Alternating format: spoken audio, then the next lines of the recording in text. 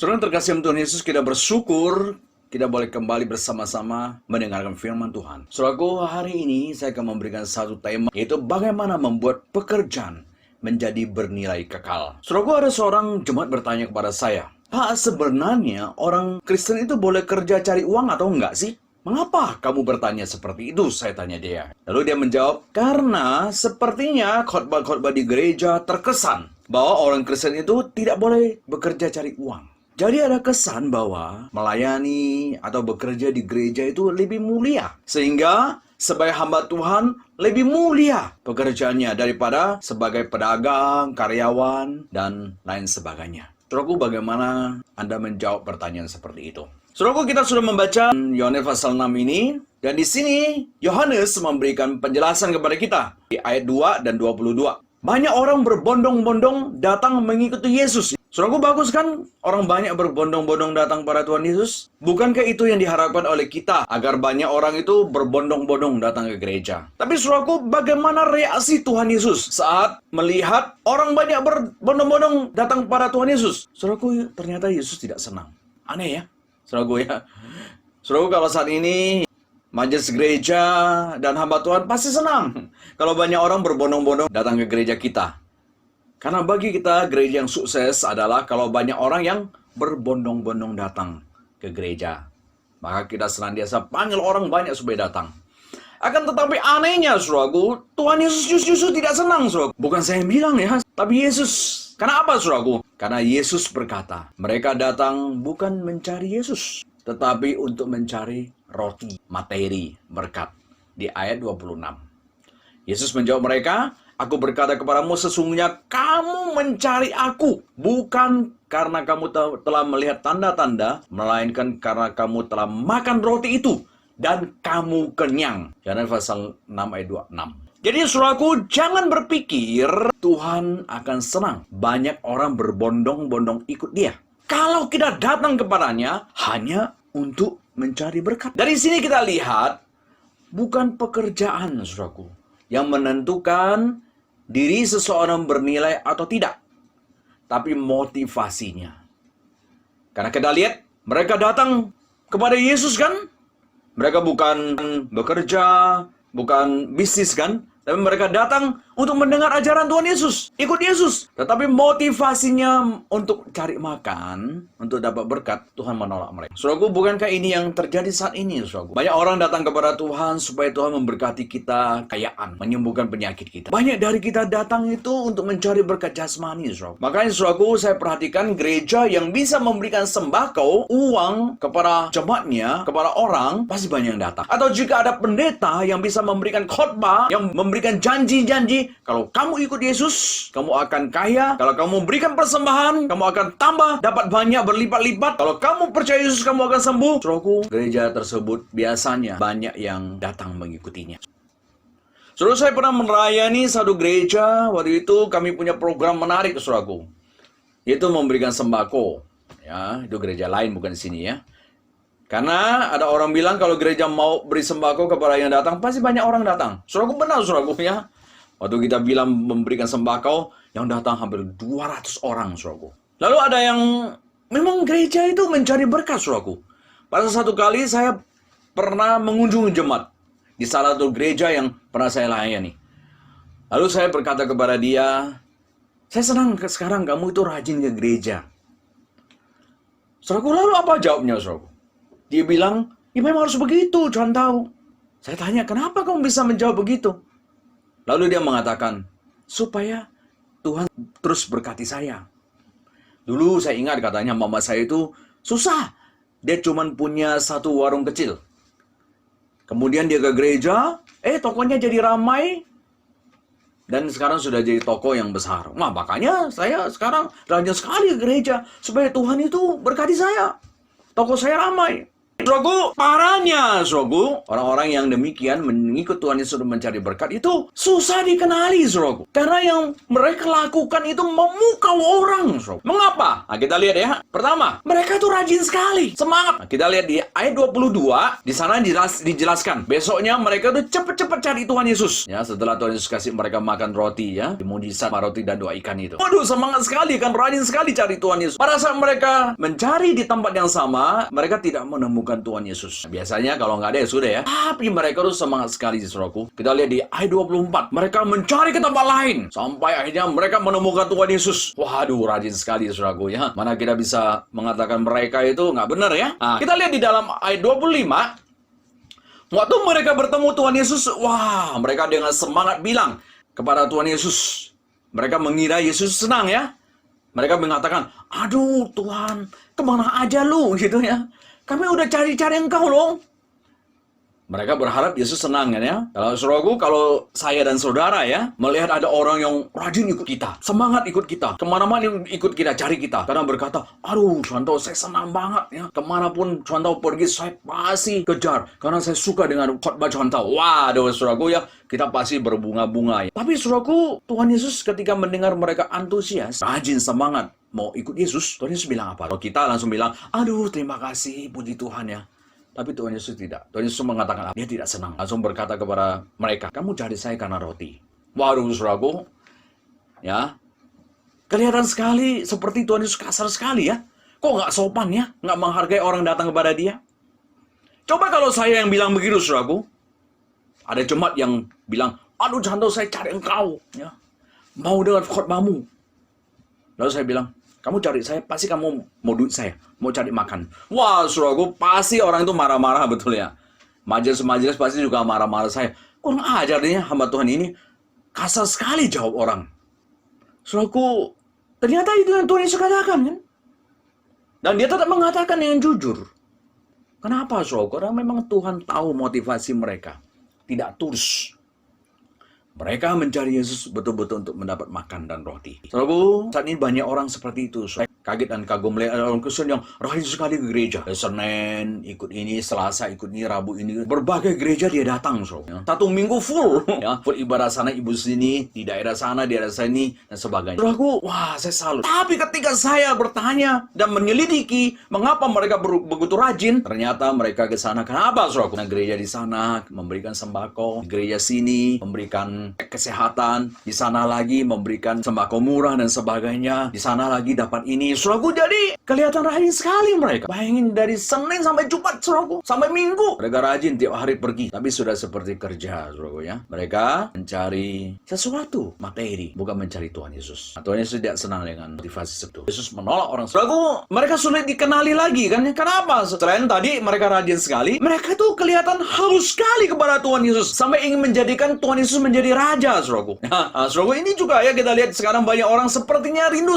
kepada Tuhan Yesus. Rindu Tuhan Yesus, jadilah raja saya, pemimpin saya. Tapi saudaraku, Tuhan Yesus tidak terjebak, tertipu dengan sikap rajin mereka. Kenapa? Tuhan Yesus tahu mereka mau menjadikan Yesus raja. Supaya apa? Supaya mereka hidupnya sejahtera. Karena mereka di bawah penjajahan Romawi kan, ingin Tuhan Yesus jadi raja. Karena mereka sudah diberi makan kan. Jadi raja yang bisa mensejahterakan mereka. Maka saudaraku, ya, akhirnya kita lihat karena Yesus hendak datang dan menolak menjadi raja, Yesus menyingkir ke gunung. Dan mereka paksa lagi. Ya, kita lihat di Yohanes pasal 6 ayat 15 ya. Nah, Yesus tahu bahwa mereka hendak datang dan hendak membawa dia dengan paksa untuk menjadikan dia raja, yang menyingkir pula ke gunung seorang diri. Yesus nggak mau, saudara. Nah, saudaraku, saat ini banyak sekali kelihatan ingin menjadikan Yesus sebagai raja ya. Tuhan, engkau adalah rajaku. Tapi pertanyaannya, raja apa, saudara? Raja di mana kita mau tunduk kepadanya, taat kepadanya, mengikuti keinginannya, atau raja yang di mana kita harap Tuhan Yesus itu bisa menuruti keinginan kita, memberikan kesejahteraan kepada kita. Yesus tidak mau, saudara. Saudaraku, kita lihat mengapa mereka itu begitu antusias ya untuk mengikuti Yesus mendapat berkat. Saudaraku, ketika saya memikirkan, ternyata mereka terjebak dengan pengalaman orang lain.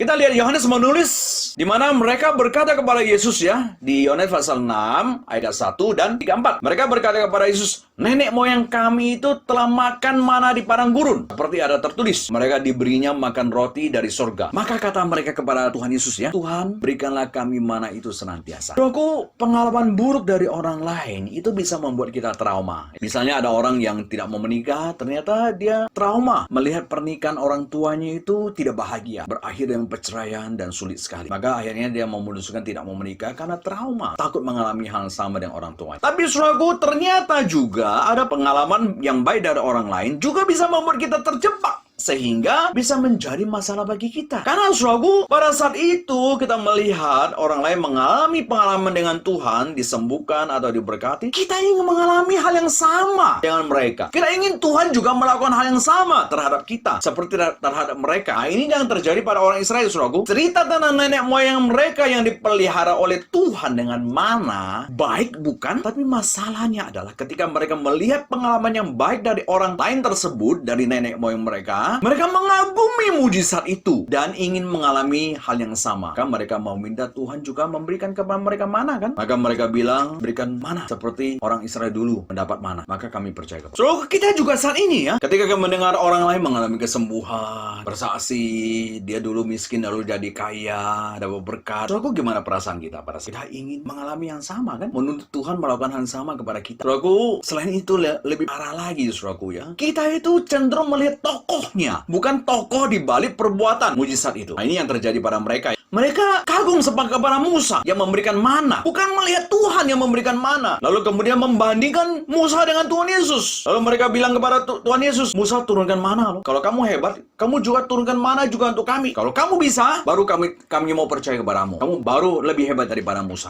Saudaraku, ini yang terjadi pada saat ini, saudaraku, ya. Banyak orang itu lebih kagum sama pendeta yang bisa melakukan mujizat daripada Tuhan yang adalah sumber mujizat itu. Betul nggak, saudaraku? Saudaraku, saat ini banyak orang itu memberikan kesaksian. Saudaraku, itu bagus sekali, saudaraku. Tetapi kita perlu hati-hati dengan kesaksian dari orang-orang yang mengalami pertolongan Tuhan, ya. Karena kalau tidak, kesaksian itu akan menjebak kita. Mengapa, saudaraku? Karena kesaksian yang baik itu pun bisa berbahaya kalau kita tidak hati-hati. Karena jika yang memberikan kesaksian itu memberikan kesaksian yang tidak utuh, hanya sebagian, saudaraku. Sehingga secara tidak sadar, mereka itu bukan menyaksikan karya Allah, bukan menyaksikan Allah yang bekerja di balik pengalaman mereka. Tapi mereka secara tidak sadar sudah menunjukkan kehebatan mereka. Jadi mereka bukan membawa orang kepada Allah, tapi menyuruh orang mengikuti metodenya untuk mendapatkan mujizat dan berkat sudah kesaksian ini. Misalnya, saudaraku, ya, ada seorang yang misalnya sembuh dari kanker, saudaraku, ya. Bagus, kan?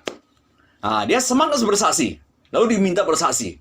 Tapi, saudaraku, biasanya orang bilang begini, tahu tidak, saudara-saudara, bagaimana saya bisa sembuh dari kanker? Nah, pada umumnya mereka akan bilang begini, karena saya berdoa. Salah nggak, saudaraku? Nggak kelihatan salahnya, saudaraku. Tapi, saudaraku, di sini secara tidak sadar, dia sudah bilang apa, saudaraku? Yang menyembuhkan kankernya adalah karena dia yang berdoa. Jadi dia yang hebat. Karena dia hebat doanya, membuat dia bisa merubah Tuhan untuk menyembuhkan dia. Jadi bukan Tuhan yang berkuasa. Doanya yang berkuasa.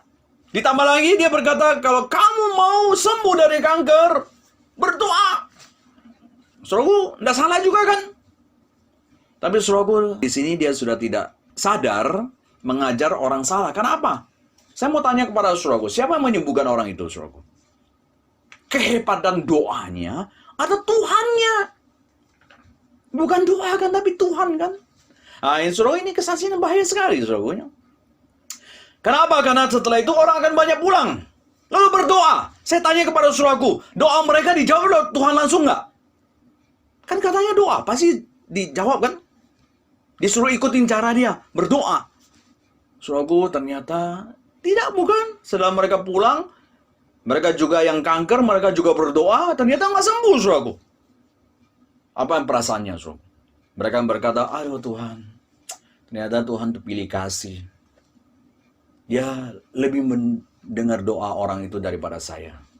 Nah, ditambah lagi, saudaraku, orang itu datang lagi sama orang yang disembuhkan dari penyakit. Pak, saya sudah berdoa kok nggak sembuh. Kamu kurang iman. Dia ingin mengatakan apa, saudaraku? Pada saat dia mengatakan, kamu kurang iman. Dia ingin mengatakan apa? Oh, imanmu masih kecil. Saya lebih hebat imannya. Kamu masih kalah sama saya. dia sombong lagi, saudaraku. Jadi saudaraku, silakan bersaksi, saudaraku ya. Tapi ingat, harus utuh. Kenapa, saudaraku? Saya tanya, apakah orang yang sakit kanker tersebut sembuh langsung saat dia hanya sekali berdoa? Enggak kan?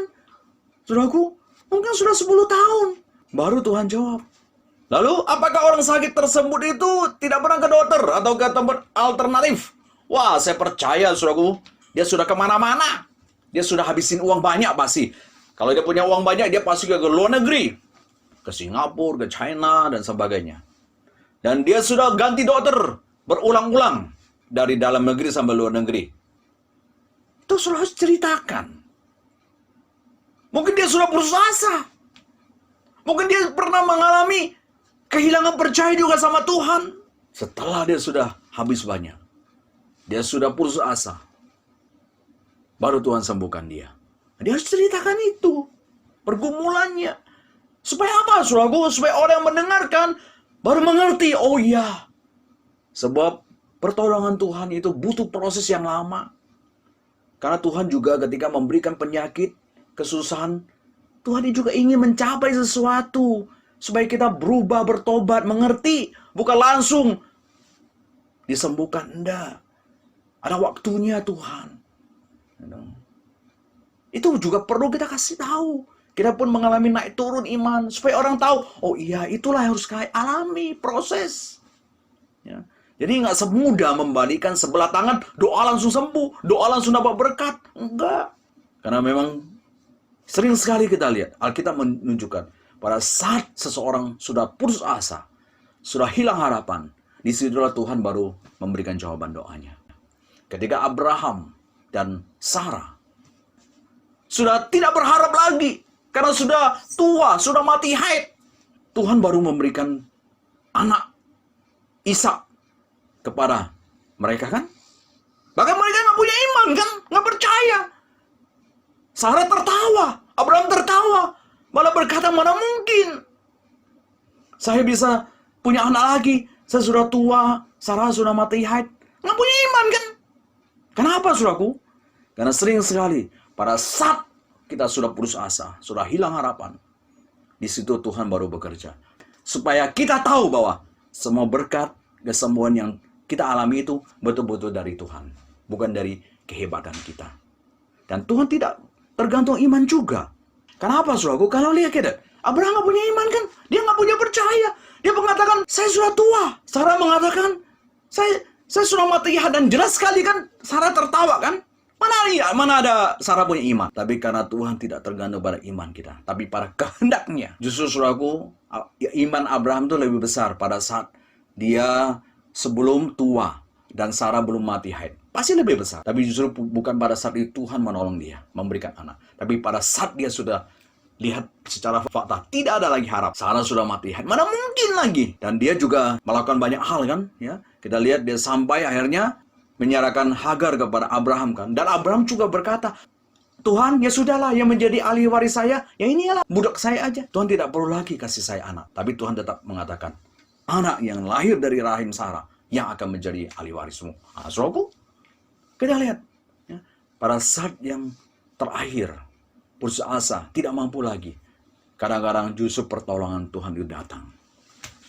Maka saudaraku, berikan kesaksian utuh. Ya. Kalau tidak, saudaraku, kita mendengar kesaksian atau kita memberikan kesaksian akan menjebak orang. Membuat orang tidak melihat kepada Tuhan, tapi kepada diri kita. Saudara, lalu apa yang bisa kita pelajari dari bagian ini, saudaraku? Tuhan Yesus menekankan kualitas iman, saudaraku, bukan kuantitas. Saudaraku, kita selalu menilai gereja yang banyak orangnya adalah gereja yang pasti berhasil dan diberkati. Betul nggak, saudaraku? Yang kaya berarti Tuhan berkati, yang miskin pasti Tuhan tidak berkati. Saudaraku, dalam bagian ini terlihat sekali ya. Justru yang berkenan kepada Tuhan itu hanya segelintir orang. Di antara mereka yang berbondong-bondong datang kepada Yesus kan untuk mencari roti. Coba kita lihat ya, kita hitung. Berdasarkan jumlah yang makan roti, pada saat itu ya kita langsung ikuti saya. 5.000 orang, saudaraku ya, yang mengikuti Tuhan Yesus ya. Saudaraku, apakah Tuhan berkenan kepada mereka semuanya? Enggak kan? Karena mereka datang untuk dapat berkat dan mujizat. Dan Tuhan biarkan mereka pergi, saudaraku. Tinggal berapa, saudaraku? 12 orang aja. Di min lagi ya, Yudas, dia tinggal 11 orang aja. Saudara, kita lihat, hanya 11 orang Allah yang berkenan kepada Tuhan. Di mata Tuhan, 11 orang. Tapi di mata manusia kan, 5.000 orang hebat kan, gereja diberkati. Tetapi di mata Tuhan hanya 11 orang. Karena Tuhan melihat, lebih baik sedikit tapi cinta Tuhan daripada banyak tapi cinta diri. Demikian juga kita selalu menilai orang yang diberkati adalah orang kaya, apalagi dengan banyak harta. Padahal kaya tidak berarti diberkati kan? Miskin juga bukan berarti kena kutuk. Saudara, justru banyak orang kaya, ya tidak semua tentu ya. Ya, banyak orang kaya yang kaya karena penipuan. Saudara, ya ada seorang yang punya rumah mewah, rumahnya punya kolam renang dan mobil mewah, saudara ya. Pada saat kita melihat orang seperti itu, kita ingin seperti dia kan? Dan kita pasti menilai dia pasti diberkati oleh Tuhan. Tapi saudaraku, ternyata kita lihat, akhirnya ditemukan. Dia kaya karena apa, saudaraku? Karena jual vaksin palsu. Bayangin aja, saudaraku ya. Dia curang dan menipu. Dan membiarkan bayi banyak yang cacat dengan menjual vaksin palsu, saudaraku. Tapi itulah, saudaraku. Ya, banyak orang yang rela ya, mengorbankan orang demi keuntungan diri sendiri. Jadi saudaraku, yang kaya belum tentu diberkati. Yang miskin juga belum tentu karena dia kena kutuk. Mungkin karena kejujurannya dia miskin. Mereka miskin karena dia tidak mau mencurang, tidak mau menipu, tidak mau main sogo supaya dapat proyek. Maka akhirnya mereka nggak ada proyek, nggak ada teman, nggak ada pekerjaan, jadi miskin kan. Mereka pasti adalah Lazarus yang duduk di pangkuan Abraham, yang akan menikmati kebahagiaan sekalipun di dunia ini menjadi miskin. Ya, Tuhan memberikan kualitas iman, saudara, bukan kuantitas. Jadi milikilah kualitas iman, karena itulah yang membuat pekerjaan kita bernilai kekal. Saudara, bagaimana agar kita memiliki kualitas iman yang baik, saudara? Bekerja, saudara. Saudara, Tuhan Yesus berkata, bekerjalah bukan untuk makanan yang akan binasa, melainkan untuk makanan yang bertahan sampai kepada hidup yang kekal, yang akan diberikan anak manusia kepadamu. Sebab dialah yang disahkan oleh Bapa Allah dengan meterainya. Yohanes pasal 6 ayat 27. Lalu pertanyaannya adalah, apakah yang dimaksud bekerja oleh Tuhan Yesus? Ternyata maksud Tuhan Yesus dengan bekerja adalah percaya, saudaraku. Kita lihat jawaban Yesus saat ditanya, apa pekerjaan yang dikehendaki Allah?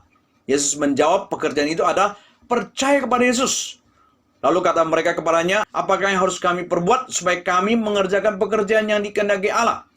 Jawab Yesus kepada mereka, inilah pekerjaan yang dikehendaki Allah, yaitu hendaklah kamu percaya kepada Dia yang telah diutus Allah. Yohanes pasal 6 ayat 28 sampai 29. Dia saudaraku, pekerjaan yang bernilai kekal bukan pada jenisnya, tetapi pada apakah pribadi kita dikaitkan dengan iman kepada Kristus atau tidak. Jika kita memiliki iman kepada Kristus, pekerjaan kita baik sebagai pedagang, karyawan, guru, dan lain-lain, pekerjaan kita akan menjadi bernilai.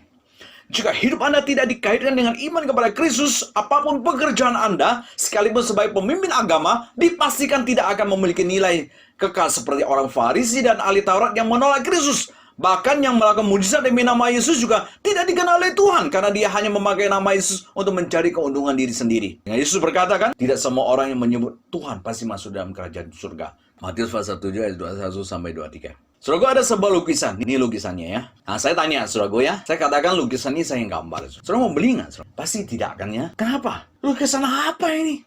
Jelek begitu, cuman warna-warna ditempelin begitu. Timotius nih kok bikin lukisan kayak begini. Nah, saudaraku, tapi saya kasih tahu saudaraku ya. Kenyataannya, lukisan ini itu adalah lukisan berjudul Four Star. Saudara tahu harganya berapa? 80,6 juta US dollar, saudaraku. Kalau dikurskan dengan secara kasar ya, itu 1 triliun, saudaraku. Saudaraku, lukisan begini kok 1 triliun?